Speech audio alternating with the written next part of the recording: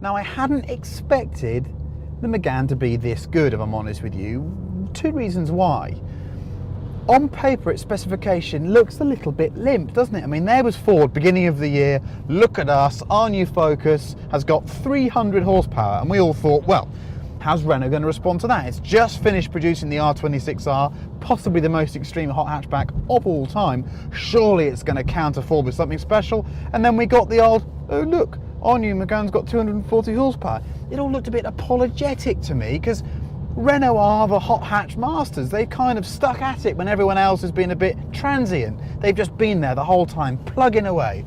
And then the Megane came out, 240 brake, and we thought, oh my God, it's going to get slaughtered by the Ford. Don't believe a word of it, guys. Do not believe a word of it. Back to back on the same roads today, I don't think there's much in it. In fact, there's a lot of things this Megane does that Ford cannot do. Let's talk about some of the basics first. Okay, first of all, I'd say that the engine in the Megane's not as special as the Ford's. That's understandable. It's only got 4 cylinders and it doesn't have anything like as exotic internals.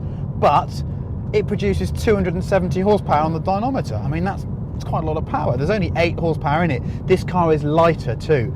And perhaps its lack of mass is the key to what it can do on the road. This feels more agile, more alert. I find it easier to place on the road. Do you know what? I'm more keyed in to what my hands do and then what the car does afterwards. It's quite basic. That's what I love about hot hatchbacks. They're a very basic form of performance motoring. Small car, lots of power, off you go. But where Renaultsport has been very, very clever is in the way that it's managed to make a limited slip differential work with this suspension and this steering. I think it's a better compromise, because inevitably so much power and torque through the front wheels is going to be a compromise. I think this is a better compromise than the Ford. On road, on a mixture of surfaces, a mixture of conditions, dry and wet, we've driven the car, I think this actually probably outpoints the Ford. Well, at the moment, if you said you've got to go home now and spend the next 6 months in one of these cars, I think I might take the Megane. I can't believe I'm saying that. I mean, I've got Ford Focus RS tattooed on my buttocks. I love the things. I live and breathe the things. I bore people about them. But this Megane is so convincing, I think at the moment I might take it. That's not the decision though. That's not my final decision. A bit more driving to come.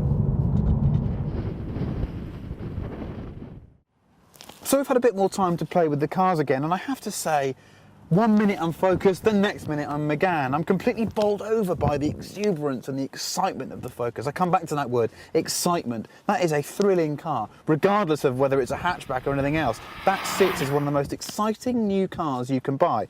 But this Megane, it really has crept up on us from nowhere. I didn't expect it to be this good. Over these roads, this chassis package, I think, does show the Focus the way. It's a better car. It's got enormous amounts of talent, and it's a great engine and gearbox as well. So I come back to this question. If you said to me, here's some keys, go home and live with one for 6 months, which one would you have? Tonight, I have to say, I'd take the Megane. It's that good. Here's the rub though. Tomorrow, for me, again, it could be the Focus. They're that close. Some minutes I'm bowled over by this, just the excitement of that package and that 5-cylinder engine. Other times I can't get over how well this steers, the grip and the traction it generates. So it's that close. For me, the moral victory probably belongs to the Renault, because on paper I didn't expect so much. But God, difficult to split. Two fantastic cars.